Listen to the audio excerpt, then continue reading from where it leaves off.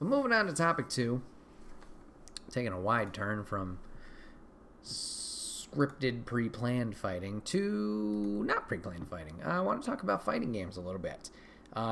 Once again, this past weekend, Capcom had teased an announcement for a while with a time clock on their website, whatever, and the timer ran out this Sunday, I believe it was, and it was for Street Fighter 6. And a lot of people are excited. I'm looking forward to it and excited for the news. Happy a lot of people are, celebrating and looking forward to the game. So I kind of wanted to just talk about fighting games. I looked through the topics and I realized I haven't talked about fighting games in quite some time, and kind of just share, what I like in fighting games, what fighting games resonate with me. So speaking of Street Fighter, Street Fighter 6 looks interesting. It was a very short teaser of what they were doing. It was just Ryu and I believe, Luke was the other character. Really, really different art style, which I think a lot of people are looking forward to. And it's going to take some time to, obviously, for them to reveal more of this game. But yeah, I'm excited in a way. Street Fighter has been one of those games where I respect and like the characters in the game and the people who play it, like Dio and Danny, good friends of the show. They play a lot of Street Fighter 5 and 4 and more. But I've never been really great at Street Fighter. I played a little bit of 5 at launch. 4, I was very late to the game. So I don't know. I'm interested in 6, and I hope it does well, but I don't know if this is something I'll be jumping in at launch to give a try. I've been meaning to jump back into 5 for ages. When I was playing it at launch, it just was very limited, both in characters and in game modes. I'm not a big online fighter. Obviously, I know the appeal of it. It gets very competitive. But when you don't know what you're doing, it's not the best learning environment, I feel. I feel more of a couch co-op, not co-op, but couch atmosphere, like you just playing against your friends, especially if somebody is a similar skill set as you, and you can kind of build off of each other and kind of pick up like, oh, so-and-so does this, so-and-so does that. Shout out to Electric Wizrobe. He's a cousin, he's family. He's another guy who's like kind of into fighting games, but not like super competitive or whatever, but he's someone I can play and like we both benefit from it. Nobody's like demolishing the other person. It's a back and forth, and it's fun. It's fun when it's that back and forth. It's not fun when you get steamrolled all the time, or you don't even get to play because people are doing infinite combos and blah blah blah blah blah, whatever. But DJ is someone who picks up things very quick, and I remember visiting him one summer, I believe it was, and brought over Dragon Ball FighterZ. He'd never played the game before, and he picked it up really, really quick, and we had just like competitive, it was back and forth matches, and it just made it so much fun compared to an online experience. You go on, obviously the internet lag is a whole thing, and like people either spam stuff or you don't get an opportunity to do anything. There's very limited time where you can learn something, I feel, and maybe this is just my experience, like I don't have the patience for that, but maybe because it's someone I know, I'm like, oh, okay, I'm not going to get too invested in it, it's just for fun. But TJ's great with Dragon Ball FighterZ. We had a similar experience with Mortal Kombat 10, just fantastic. So anyways, Street Fighter's never been anything I've been particularly great at. The fighting games I've gravitated more towards have been a little bit faster paced games. Marvel vs. Capcom, I think I've shared that story, that was one of my first, and like very fond memories of going to the arcade, playing with Dad, him humoring me, and playing the game with me and mashing the buttons. But Marvel vs. Capcom is great. Killer Instinct I was very late to the game with. I played that a bunch on Xbox One. Those are great. And then I was also very late to the party with Mortal Kombat. And Mortal Kombat, I jumped in at 10. I was watching some content creators who were, really invested in the fighting game community and in that game coming out. And just like kind of feeling their energy from that game made me more excited, and having conversations with Dio about the game, I really got invested. And I think the thing that Mortal Kombat really latched on with me as well, or another aspect of it, was its story. It's not just you go in there and it's an arcade ladder of 10 matches and then, okay, you get this little tiny short character ending. This one had an actual story and dialogue and plot it was trying to tell, and that made it that much more fun. So 10 came out, played that, loved that. Then it went back to 9, which 9 was like an interesting kind of a reboot in a way, but it was a retelling of Mortal Kombat 1, 2, and 3. So it was kind of a nice way to play catch-up. Oh, this is how this character interacted with this character to deal with this character to turn to this character. This is when they show up, blah, blah, blah. So, fun little recap. Graphics not that great when you go back to it, but great way to catch up and kind of dive into the world head on. And then Mortal Kombat 11 came out, and so much excitement for that game. And it kind of delivered in ways. Its story mode, fantastic. Was very, very good, very cinematic, but like engaging. But unfortunately, there was a disconnect in its gameplay. It wasn't as fun as Mortal Kombat X, Mortal Kombat 10, for whatever reason. It was fun, but it wasn't something that like I stuck along and played for a while afterwards, compared to Mortal Kombat X, where I constantly was going back to this game, just doing like the tower modes and like, oh, how can I learn this character a little bit better? And I don't know if it was the character variation system or if it was the gear. I don't know. It was very minute changes, and I think I've talked about this also in a past podcast episode, so you can check that out where I remember things a little bit better and talk about that in detail. But yeah, so Mortal Kombat's been another one that I love, and I'm looking forward to more because I do want to see the continuation of that story and see where the characters go from there. And then, speaking of NetherRealm, the developers for Mortal Kombat, a game that took me by surprise for the fighting game genre was the Injustice series. Now, Injustice was essentially Warner Brothers, their superheroes, Superman, Batman, them fighting. It's a fighting game. Injustice 1 came out on PS3, Xbox 360 era. Was fine. It was a good time. Roster was great. The story was fantastic. And that is where, all the excitement came from. But then there was other game modes, some challenge modes, some stuff like that made it intriguing. But the story was the highest point. The rest was like, this is fine. And then Injustice 2 came out. And Injustice 2 was the first... I don't know if it was the first time. No, because I think MKX was the new engine.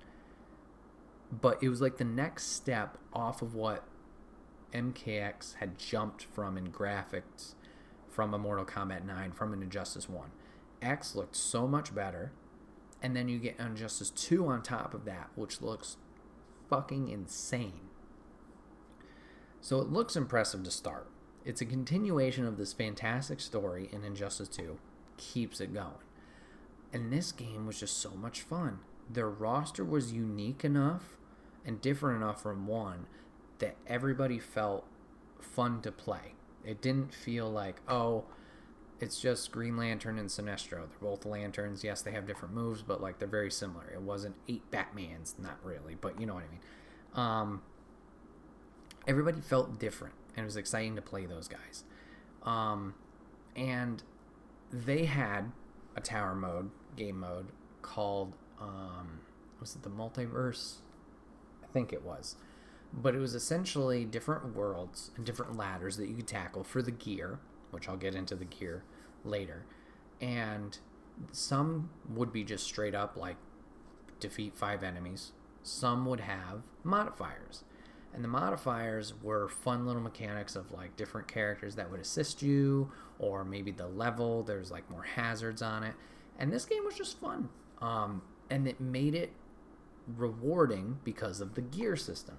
You could customize your character's appearance, their helmet, their arms, their chest plate, their legs, and as a superhero game, makes complete sense. Obviously, with comic history, they have 800, outfits to them. And Injustice 2, chasing after these gear sets and customizing your character was fun. It was a lot of fun. They attempted to do this in Mortal Kombat 11, but it didn't feel personal enough. And what I mean by that is Mortal Kombat 11 with their gear, they would do like face masks, which cool. I can see that. I feel important with that. But then they were to have very small, minute details that you could change, like, a potion vial on their hip or a little satchel. And it's just like, I'm never going to see that on my character. That's dumb.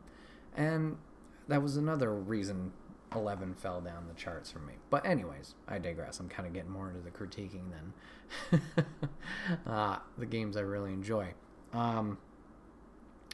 So another one that's more recent, going back to the faster paced stuff of a Marvel vs. Capcom, where you have like the 3-man team and you can switch in and out, is Dragon Ball FighterZ. Dragon Ball FighterZ was essentially Marvel vs. Capcom, all very similar mechanics to the old games that we've been kind of clamoring for, because there hasn't been a Marvel vs. Capcom in quite some time, Infinite being the last one, which gameplay-wise, great, but production-wise, not so great.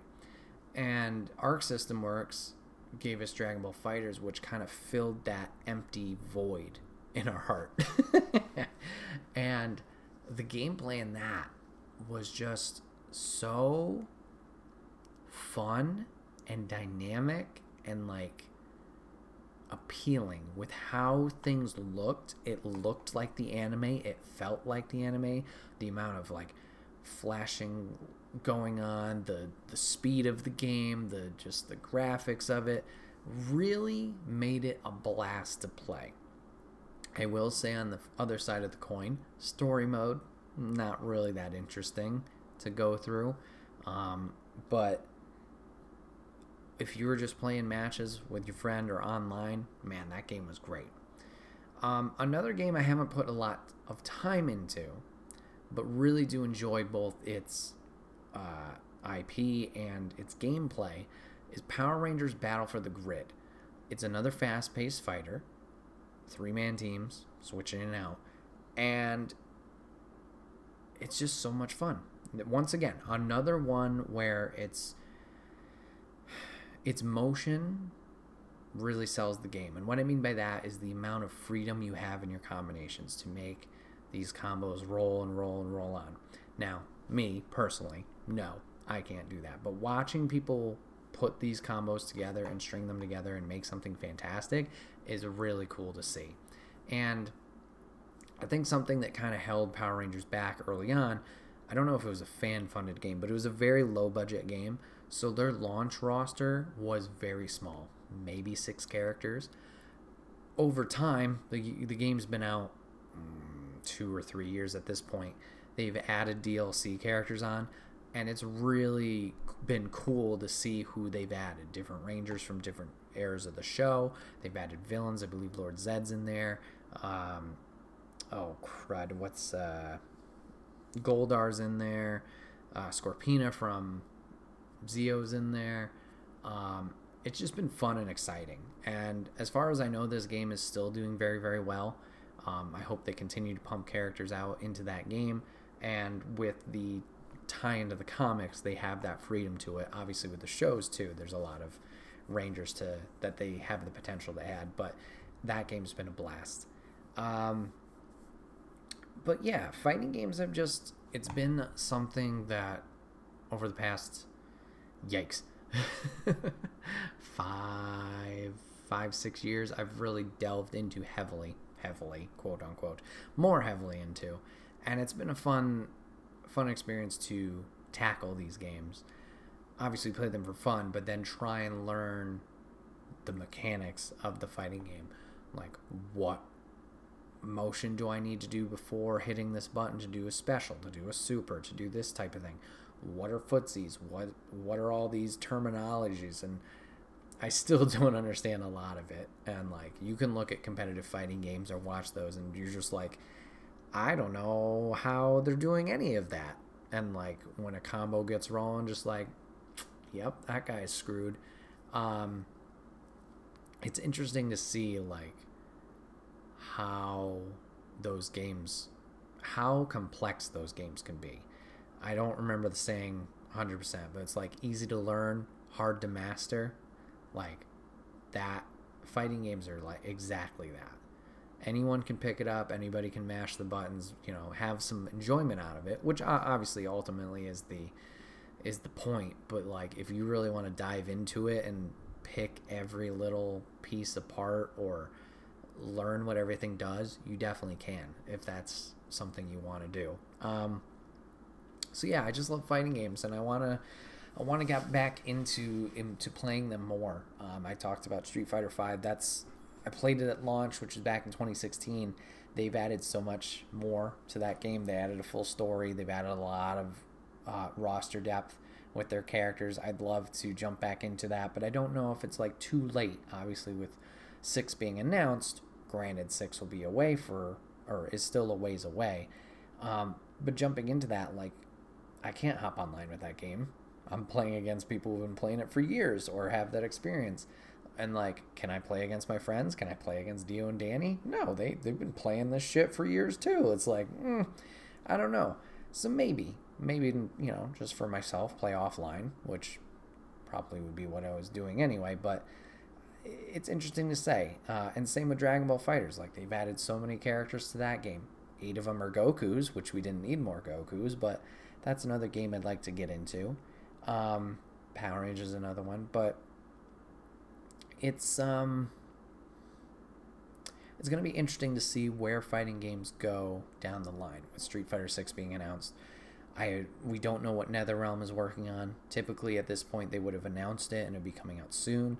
I assumed it was going to be an Injustice 3, which I'm definitely looking forward to with just the success of Injustice 2 and how much I personally love that game. But I don't know. I don't know if that's the route they're going or if they're just focusing on Mortal Kombat. Maybe Mortal Kombat 12 is next, which also I'd be excited for, because once again I want a continuation of that storyline. But 11's gameplay was kind of, I don't know what they're up to. And then there were rumors, I don't know how much gravity is really behind it, but Arc System Works, the guys who made Dragon Ball FighterZ, there was talks of them making a My Hero Academia fighting game. If that were the case and that was an actuality and a thing that was going to come out, just take my money now. I would absolutely love that. I love what they did with Dragon Ball FighterZ. It was fun. It was exciting gameplay, and I've really enjoyed the anime of My Hero and learning those characters. There's games already of My Hero, like My Hero's One Justice and One Justice 2, which are fun. It's like a 3D arena fighter, but they're very simplistic, and also it's a whole different mechanic system with the 3D fighters like Tekken. I'm not a big Tekken guy. I like it, I respect it, but I'm just ass at those games. Back in the day, Soul Calibur 2 was a big one that I played, and that was more my speed. Once again, not great at it. Just as a kid, I was enjoying it. But yeah, 3D fighters are just not something I want to pursue, or like not the realm I want to see it in or play those games. I don't know what I'm saying. But having the IP of My Hero in something like a Dragon Ball FighterZ with Arc System, that would be great and crazy. So I'd love to see that. But yeah, I don't know. I just wanted to gush about fighting games. The announcement, just once again, seeing everyone's excitement about Street Fighter 6 finally getting announced, and even some like older collections of games like Darkstalkers and Puzzle Fighter, like seeing the swell of excitement online and people's live reactions. It just was like, you know what? I'm happy for those people. Like, I know, once again, I'm not the most competitive into these games or playing online or playing all the time, but I do enjoy them, and I hope to play more of them, and I'm looking forward to seeing what is down the line. So yeah, just wanted to gush about fighting games a little bit. If you haven't played them, give them a try. Give them a try. Maybe don't go online. Don't do that. I just get frustrated and want to quit. And that's no fun. But play it for yourself. Play it for yourself. This has been another episode of the Wait, What Are We Talking About podcast. My name is Bret, a.k.a. Enigma911, and you can catch this podcast live over on twitch.tv/Enigma911 every Sunday at 8 p.m. Eastern. You join the chat over there if you're a subscriber. We'd love to have you. But if you can't catch live, that's A-OK. Go to YouTube and podcast services the very next week where it's dropping topic by topic and put as one big video and MP3 for your amusement on the following Friday. Last but not least, hashtag ad merch store. Get all of your swag over there. T-shirts, cups, backpacks, and more. Rep the brand. Support us. And we would love you for it. I appreciate you guys hanging out today with me, whether in video form or on the audio podcast. Thanks for hanging out so much, guys. Giving this a watch. Giving a listen. And we will see you guys on the next one. Take care.